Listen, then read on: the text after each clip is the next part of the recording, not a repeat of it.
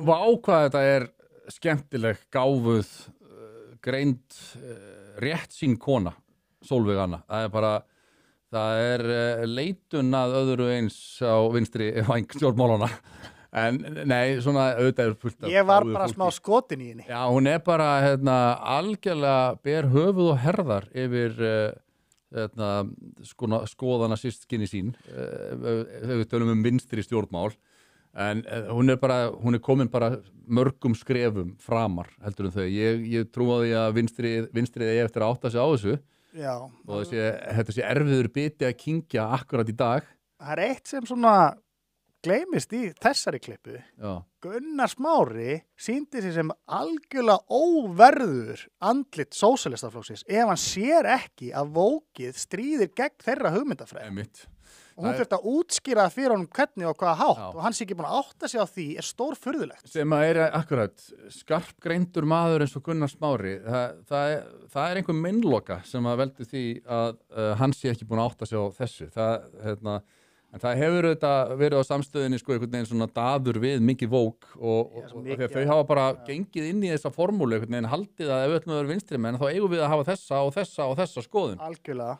Og það bara miskilningur eins og Sólveig Anna bendir á og vinstrið hlýtur að geta rúmað allskyns lífsskoðanir þó að í efnahagsmálum séu þau til vinstri og varandi jöfnuð og annað. En því miður Sólveig Anna, hún mjög hættuleg, bæði fyrir vinstrið og hægrið. Hægrið vill ekki fá hana til að vera andlit vinstriflokkana og í fórustu þar. Og vinstrimennir sem á vinstri vil ekki missa sína stöðu, skilurðu? Já. Þannig að þetta... En sko, ef að þetta verður svona ofan á þessi skoðun innan vinstrisins og fleiri taka þetta upp, þá sístaði á hana, þá mikið að óttast fyrir hægrið, eins og ég segi, þá vinstri líka til þess að ná vopnum sínum á ný. En ég myndi frekar kjósa það að fá skynsama vinstristefnu, sterkar skynsama vinstristefnu heldur en þetta brjálaði sem hefur verið undanfarin ár. Algjörlega. Svo hvað var þessi gæja að segja? Hann búin að biðjast afsökunar. Svo sá maður einhver aðra afsökunarbeðni á honum á Facebook og það var svona eins og vókistanir myndi segja, þetta nú ekki nógu góð afsökun. Þú veist, hún var bara meira það var bara meiri gaslýsing og hann var náttúrulega augljóslega mjög hugsi eftir að hafa fengið þetta framan í sig á þessum tímapunkti og inn í þessum aðstæðum líka, þú veist, við grjóthart, rautt kommunista borð, sko, þá átti hann ekki von á þessu. Hún alfa dommaði alla hann inni. Já, algjörlega og já, ég segi, minna Sólveig Anna gæti þess að bara farið í forsetaframboð núna og fengi minn stuðning. Hún alveg, þetta skiptir svo miklu máli að fólk sé svona, þau verður að tala að vóki sé bara orðið við það að vera meðvitað misrétti. Það bara vera næs. Sólveig Anna meðvituð hvers slags misrétti og óréttlæti þetta vók hefur haft í för með sér. Og það algjörlega stórkostlegt og það eru fleiri vinstri konur sem að hafa sett niður nokkur orðum þetta, voru allir að keppast við að skilgreina vókið á samfélagsmiðlum þessari viku. Þóra Kristín sem var í Vinstri grænum og gamall blaðamaður og RÚV og fleiri stöðum, hún skrifaði frábæran pistil og ég ætla bara að lesa hann í heild sinni. Þóra segir: einhvers staðar í baksýnisspeglinum grillir í upphaf vóktímabilsins og MeToo-byltingar hennar sem jákvæðs afls. Valdeflingar þar sem að sjónir beindust að mannréttindum svartra, lesbía og homma, transfólks og annara útsettra jaðarhópa, kynþáttafordómum, kynferðslegu ofbeldi og kúgun. Og það var mikilvægt. Þeir sem áður höfðu enga rödd, fengu rödd. Vald og áhrif skiluðu skömminni og köstuðu af sér hlekkjunum. Fljótlega sigraði markaðshyggjan og ýmislegt smálegt í mannlegu eðli þessu verkfæri. Þeir voru fyrstir hengdir út sem höfðu í skjóli ríkjandi kerfis komist upp með að nauðga og meiða og kúa, arræna eða smána minnihlutahópa og að halda þeim kerfisbundi niðri. En brennan logaði glatt og það þurfti meira til að halda bálinu við.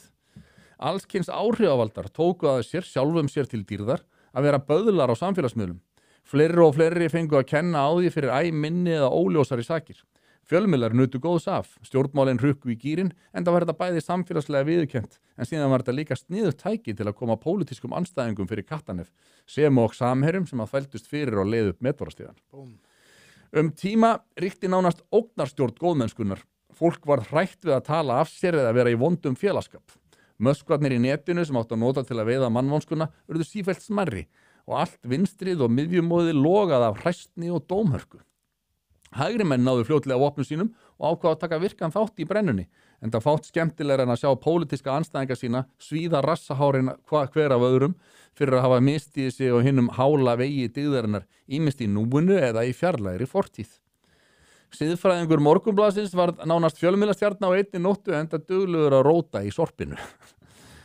Mitt í þessu öllu duttu svo þeir flokkar út af þingi sem áliti sig vera róttæka raddir í ýmsum mannréttinda og jafnréttismálum. Það er orðin þröng á þingi við bálið og áhrifavaldarnir, ölvaðir af lækum og deilingum á samfélagsmiðlum, fleygja stundum hver öðrum á bálið, ýmist er að glæða logana eða að fá meira olbúar í mig sjálfur. Og allir sem að gaggrina brennum fólkið eða finnst of harkalega að gengi fram, geta líka gert ráð fyrir að lenda í lofanum. Núna er Sólveig Anna, formaður Eflingar, kallaður trumpisti og mannhatari fyrir að gaggrina harðasta vókið. Það er auðvitað hlálegt í ljósi þess að Efling er það verkalýðsfélag sem að raunverulega hefur lagt sig fram við að valdefla og styrkja hópa sem hafa orðið undir í samfélaginu. En byltingin er því miður búin að grilla og éta börnin sín í heiminum þar sem söguburður er dyggð og refsingar án dóms og laga líka.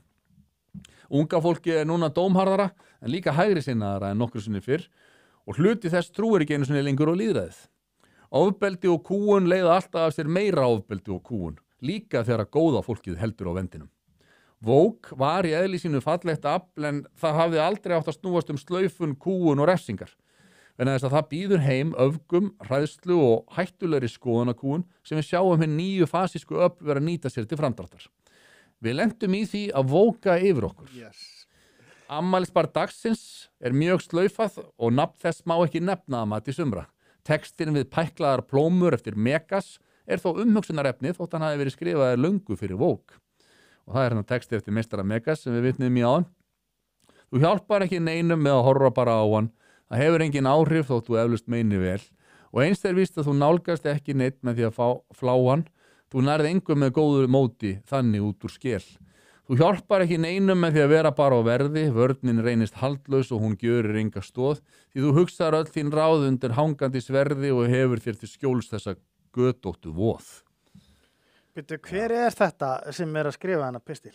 Þetta er Þóra Kristín Ásgeirsdóttir. Hún er, held ég núna, fjölmiðlafulltrúi íslenskar erfðagreiningar, en hún var hérna áður fréttamaður á RÚV og Stöð 2 og var lengi með vinstri vefritið Smuguna, með misminnir ekki. Mjög vinstri sinnuð, hefur að ég held pottþétt verið einhvern tímann í framboði fyrir Vinstri græn. Og hérna er eins og Sólveig Anna samt með hausinn rétt skrúaðan á og gerir sig grein fyrir hvað er rétt og hvað er rangt sem að fjölmargir vinstrimenn hafa mist sjónar af í þessum trillingi sem við höfum orðið vitna á undanförnum árum. Nú, það eru fleiri góðir pistlar sem ég get ekki setið á mér að lesa hér í Harmageddon í dag. Það er einn hérna eftir konu sem heitir Laufey Geirsdóttir. Og ég verð að viðurkenna að ég kann á henni bara engin deili, en þessi kona addaði mér á Facebook einhvern tímann daginn og hérna, ég samþykkti það og svo hef ég bara séð á hérna, hennar samfélagsmiðlum að hún er bara mjög skýra sín á lífið og samfélagið. Og Laufey skrifar: Það var hressandi og satt að segja óvenjulegt að heyra hreinskilna greiningu á því hvað Woke þýðir í raun, sérstaklega frá leiðtoga á vinstri vengnum. Það er kaldhæðnislegt því það voru marxistar sem mótuðu hugmyndina réttrúnað og refsuðu fólki sem að víkja frá henni. Þeir sem hugsuðu vitlaust voru útilokaðir, útskúfaðir eða sendir í vinnubúðir. Í dag er það mestmegnis útskúfunarmenningin sem er notuð til þess að refsa fólki fyrir ranghugsun. Fólk á hættu að missa vinnuna, orðspor sitt og stöðu í samfélaginu fyrir að segja eitthvað sem ekki fellur að ríkjandi skoðunum. Í dag er Woke orðið vopn. Það er notað til að þagga niður í gagnrýni, flagga eigin dygðum, skipta fólki í rétt eða rangt lið og útiloka allt sem ekki fellur að réttri hugsun. Og þannig að ég verið að skjóta hérna inn í að því að þessu vorum að tala hvernig heimildin var að skrifa mig áðan, Já. það bara nákvæmlega þetta, sko. Þetta notað til að þagga niður í gagnrýni, setja fólki í einhverja dilka og málaði upp sem eitthvað haturs fólk, sko. Hugsunin snýst ekki að skilja, sættast eða saminast, heldur að stjórna, stilla upp og stimpla út. Fólk sem fylgir vóklínunni virðist sjaldnast leita sannleikans. Því sama staðreyndir ef þær falla ekki að réttum boðskap. Það oft óheiðalegt, sjálfhverft og grunnfært. Því nægir að vera á réttum stað og fordæma hina sem trömpista þegar þeim skortir rök. Það talar í fjöldaframleiddum slagorðum málefni sem það hefur mjög augljóslega engan skilning á. Það neitar að kafa á hann í málefnin og kynna sér hlutina því það var aldrei ætlunin að skilja. Og það reiðist þegar einhver dirfist að ógna þeirra betri en þú stöðu. Vókhugmyndafræðin hefur smitað vinstrið og frjálslynda stefnu. Hún hefur grafið undan málfrelsi, trúfrelsi, skoðanafrelsi og jafnréttisgildum sem áður voru hornsteinar frjálsra samfélaga. Nú sjáum við afleiðingarnar. Öfgar vakna á öllum hliðum. Ansvarið við vókheilavírusnum í gangi og það verður hvorki fallegt né auðvelt að hemja. Þetta bara algjörlega frábær pistill á þessari Laufeyju. Og það er enda góða punktir hjá henni að auðvitað, sko, eins og ég segi, ég get ekki annað en borið, sko, endalausa virðingu fyrir Sólveigu Önnu og bara hvernig hún hefur borið sig í öllum sínum baráttumálum og undanförnum árum á Íslandi. Algjörlega stórkostlegt hvað hún samkvæm sjálfum sér og augljóslega mjög rétt sín og bara föst fyrir, það er ekki hægt að bera annað en virðingu fyrir þessu, en marxískum skoðunum hennar hef ég ekki verið mjög hrifinn af í gegnum tíðina. Og það verður að segjast alveg eins og að marxismin mjög náskyldur vókinu. Þess vegna var mjög hressandi að sjá þetta koma úr þessar átt. Ég meina, ef við bara hraðsjóðum sko marxisman í hvað hann raun og veru þá það auðvitað þessi hugmynd Karl Marx, þessi grófa hugmynd að það megi bara skipta veröldin upp í 2 hópa. Það voru kúarar annars vegar og hinnir kúuðu hins vegar. Það er að segja mennirnir sem áttu fyrirtækin og framleiðsluvélarnar, arðræningjarnir og síðan vinnumaurinn sem vann fyrir hann fyrir launum sínum og arðræningin rændi hann sko mismununum á því sem kapitalistin verður til við framleiðslu vörunar. Svona var þessu skiptu upp af Karli Marx. Raun og veru þá vorum við öll bara annarkvort arðræningjar eða öreigar.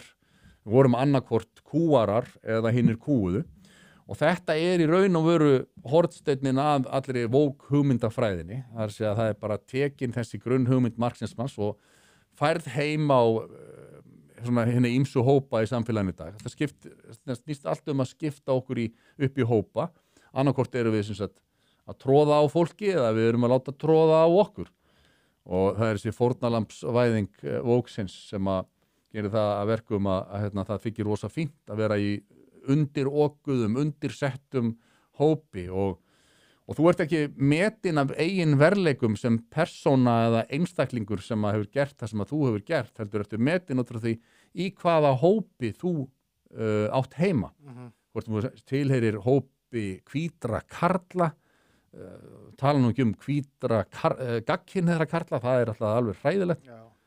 Eða þú sért svört translesbía, þá ertu náttúrulega búin að sigra fórnarlambapíramídan.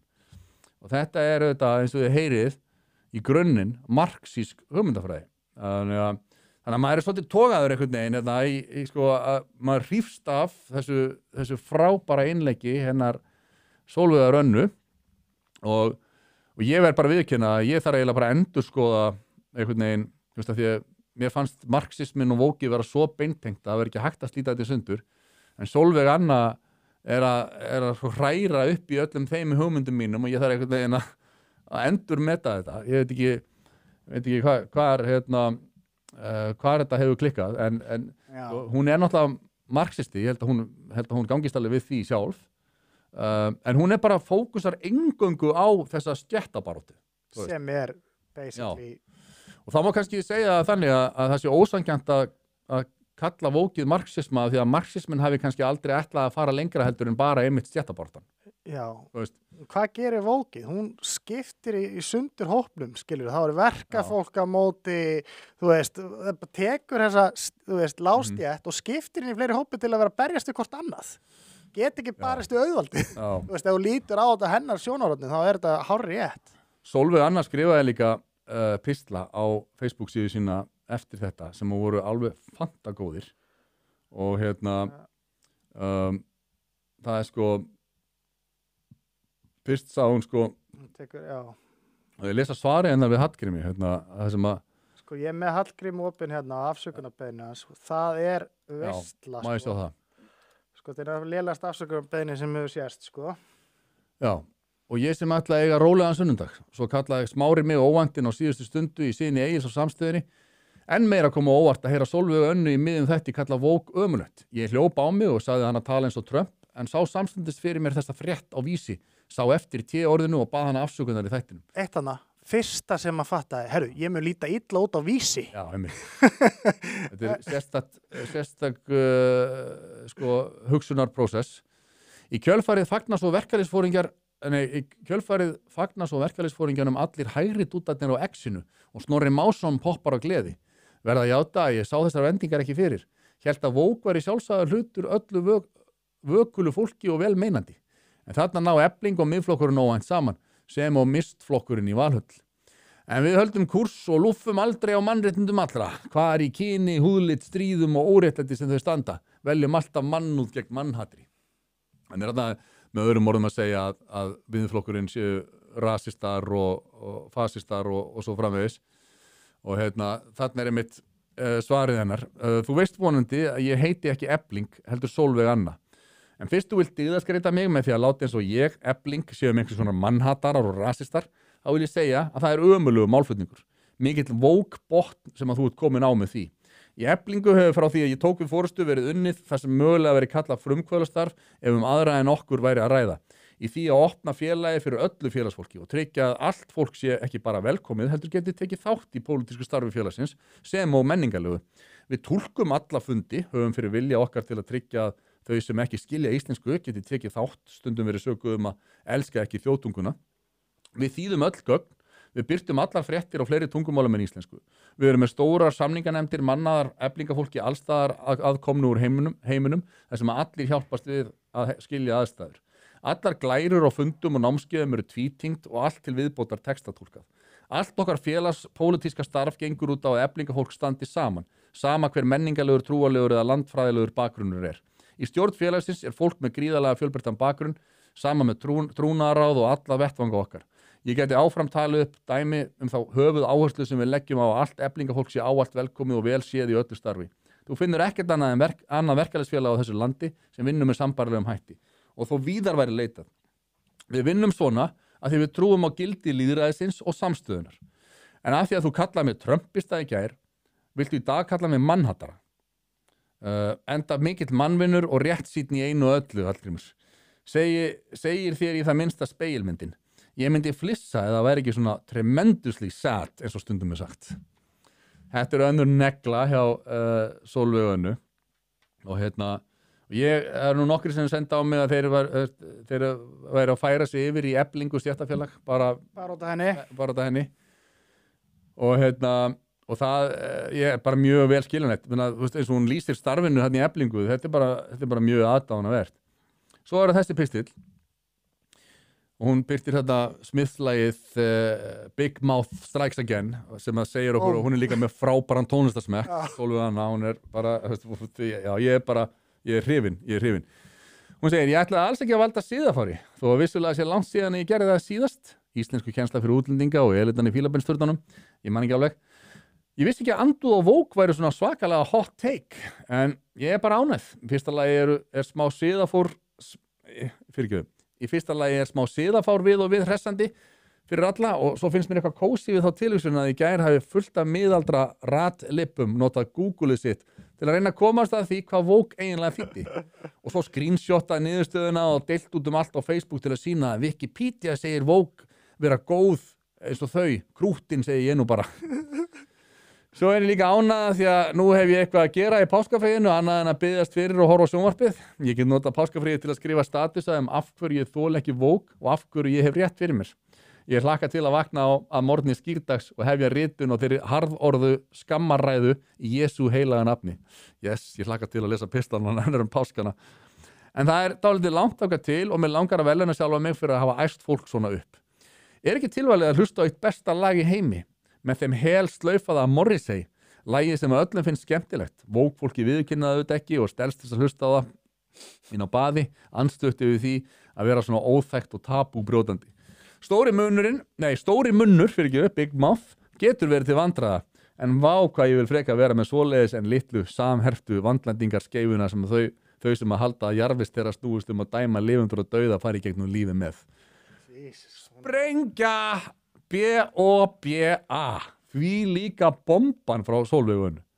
Og aftur, ég meina, ég bara, ég get ekki einhvern veginn, ég næ ekki utanum hvað hún að skora rosalega feitt prikkarna. Og ég fæ bara, eins og ég segi, ómælda virðingu fyrir ekki bara Sólveigu Önnu, heldur allt í einu Eflingu sem ég var svona, mér fannst þetta, ég ekkert að fíla neitt gæðið vel þegar þeir mæta á vinnustæði í gulum vestum með gjallarhotn og að hleypa öll upp í bál og brand og jafnvel skaða fyrirtæki sem að þau telja að séu að skaða starfsmenn sína. En öll þessi barátta Eflingar einhvern veginn, maður sér þetta eiginlega bara í nýju ljósi þegar maður sér hversu réttsýn og klár hún Sólveig Anna er. Já, hún bara frábær. Hún algjörlega frábær. Kæru vinir, takk fyrir að horfa á stutt brot úr Harmageddon. Við minnum á, það kostar ekkert að brosa og það kostar heldur ekkert að subscribe hérna á YouTube-brásun okkar. En ef þú vilt sjá þáttinn í fullri lengd þá ferðu á broadcast.is og nærðir í áskrift. Takk fyrir.